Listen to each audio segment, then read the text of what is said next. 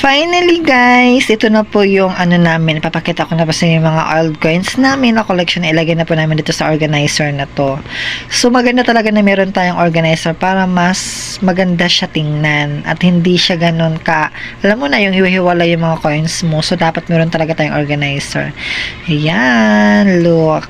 So ito po yun. Ayan po yung mga coins na yan guys. So naiipon po talaga namin yan.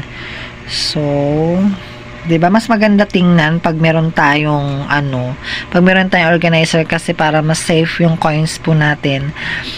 So, po talaga kami nagko-collect po talaga kami ng coins kasi maganda po kasi na meron tayong collection.